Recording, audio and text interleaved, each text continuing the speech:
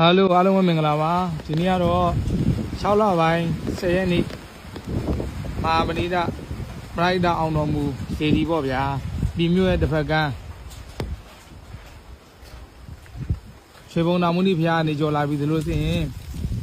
ပရိုက်တာမင်းသားကြီးရုပ်ရှင်တဲ့ အကယ်ဒမီတရုပ်ဆောင်ဥကျော်တူတည်ထားတဲ့ဖျားကိုရောက်နေတာဖြစ်ပါတယ်ဗျာပရိုက်တာမင်းသားကြီးဥကျော်တူတည်ထားတဲ့ဖျားအရင်ကတော့မရောက်ဘူးပါဘူးခုမှရောက်ဘူးတာပါဒီမျိုးရဲ့တစ်ဖက်ကမှရှိနေတာပါဗျာဖေကတော့ညနေဘက်ကဆိုတဲ့အခါကျတော့မိုးကလည်းကောင်းတယ်ဒါတော့ဖေပတ်ပတ်လေပေါ့ဗျာနော်ဖေရဲ့ပတ်ပတ်လေးမှာတစ်ပင်နေနဲ့တေးဝိုင်းကလည်းကောင်းပါလေဗျာလေးပဲလေးတန်း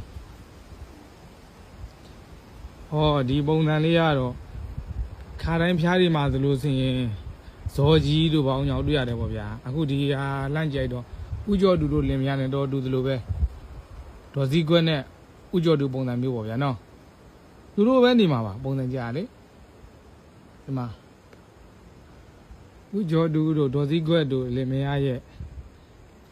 ပုံလေးနဲ့လှုပ်ထားတဲ့ဟာပေါ့ဗျာဒါကတော့ဖျားရဲ့လေးပဲလေးတန်းအကုန်ပတ်ပြတာပေါ့ဗျာ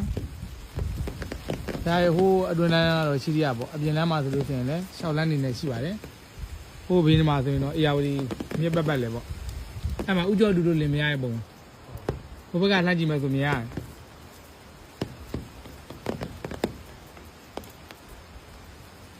ဒါတော့ဖျားရဲ့အတွင်းနဲ့ပေါ့ဗျာနော်ခုတည်းအတိုင်းပဲထီမိုးပြောကိုတွားနေရတာဒီမှာလည်းမိုးကလည်းအမှန်တန်ကောင်းနေဗျာနောက်ထပ်တရက်နေ့ဆိုလို့ရှိရင်တော့ရန်ကုန်ကိုပြန်မှမယ်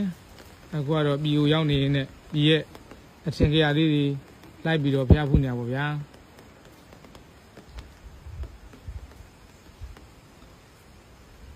ပြည်မျိုးရဲ့တစ်ဖက်ကမ်း